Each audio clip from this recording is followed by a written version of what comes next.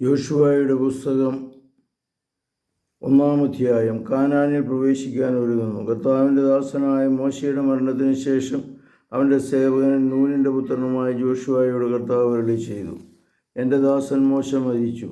നീയും ജനം മുഴുവനും ഉടനെ തയ്യാറായി ജോർദാൻ നദി കടന്നെത്താൻ ഇസ്രായേൽ ജനത്തിന് നൽകുന്ന ദേശത്തേക്ക് പോവുക. മോശയോട് വാഗ്ദാനം ചെയ്തിട്ടുള്ളതുപോലെ നിങ്ങൾ കാലുകുത്തുന്ന ദേശമെല്ലാം നിങ്ങൾക്ക് തരും. വടക്ക് മരുഭൂമി മുതൽ ലെബനാൻ വരെയും കിഴക്ക് പടിഞ്ഞാറ് യൂഫ്രട്ടീസ് മഹാനദിയും ഹിത്യരുടെ എല്ലാ ദേശങ്ങളുമടക്കം മഹാസമുദ്രം വരെയും നിങ്ങളുടേതായിരിക്കും.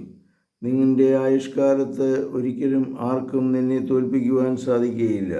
ഞാൻ മോശയോടുകൂടെ എന്നതുപോലെ നിന്നോടുകൂടെയും ഉണ്ടായിരിക്കും. ഒരിക്കലും നിന്നെ കൈവിടുകയില്ല. ശക്തനും ധീരനുമായിരിക്കുക. ഈ ജനത്തിന് നൽകുമെന്ന് അവരുടെ പിതാക്കന്മാരോട് ഞാൻ വാഗ്ദാനം ചെയ്തിരിക്കുന്ന ദേശം ഇവർക്ക് അവകാശമായി വീതിച്ചു കൊടുക്കേണ്ടത് നീയാണ്. നിന്റെ ദാസനായ മോശ നൽകിയിട്ടുള്ള എല്ലാ നിയമങ്ങളും അനുസരിക്കുകയും ശക്തനും ധീരനുമായിരിക്കുകയും ചെയ്യുക. അവയിൽ നീ ഇടംവലം വ്യതിചലിക്കരുത്. നിന്റെ ഉദ്യമങ്ങളെല്ലാം നീ വിജയം വരിക്കും. ന്യായപ്രമാണ ഗ്രന്ഥം എപ്പോഴും നിന്റെ അധരങ്ങളിലുണ്ടായിരിക്കണം. നീ ഇതിലെഴുതിയിരിക്കുന്നതെല്ലാം പാലിക്കുവാൻ നീ ശ്രദ്ധിക്കണം. ഇതിനെക്കുറിച്ച് രാവും പകലും ധ്യാനിക്കണം. അപ്പോൾ നീ അഭിവൃദ്ധി പ്രാപിക്കുകയും വിജയം വരിക്കുകയും ചെയ്യും. ശക്തനും ധീരനുമായിരിക്കുമെന്നും ഭയപ്പെടുകയോ പരിഭ്രമിക്കുകയോ ചെയ്യരുതെന്നും നിന്നോട് ഞാൻ കൽപ്പിച്ചിട്ടില്ലയോ? നിന്റെ ദൈവമായ കർത്താവ് നീ പോകുന്നിടത്തെല്ലാം നിന്നോടുകൂടെ ഉണ്ടായിരിക്കും. യോശുവ ജനപ്രമാണികളോട് കൽപ്പിച്ചു: പാളയത്തിലൂടെ ചെന്ന് ജനങ്ങളോട് ഇങ്ങനെ ആജ്ഞാപിക്കുവിൻ: വേഗം നിങ്ങൾക്ക് ആവശ്യമായവ സംഭരിക്കുവിൻ.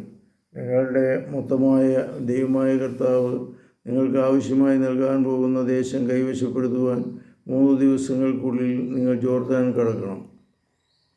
റൂബൻ, ഗോദ് ഗോത്രങ്ങളുടെയും മനാസയുടെയും അർത്ഥഗോത്രങ്ങളുടെയും യോശുവ പറഞ്ഞു: നിങ്ങളുടെ ദൈവമായ കർത്താവ് നിനക്ക് സ്വസ്ഥമായി വസിക്കുവാൻ ഒരു സ്ഥലം തരികയാണ്. അവിടുന്ന് ഈ ദേശം നിങ്ങൾക്കും തരും എന്ന് കർത്താവ് ദാസനായ മോശയോട് പറഞ്ഞത് അനുസ്മരിക്കുവിൻ.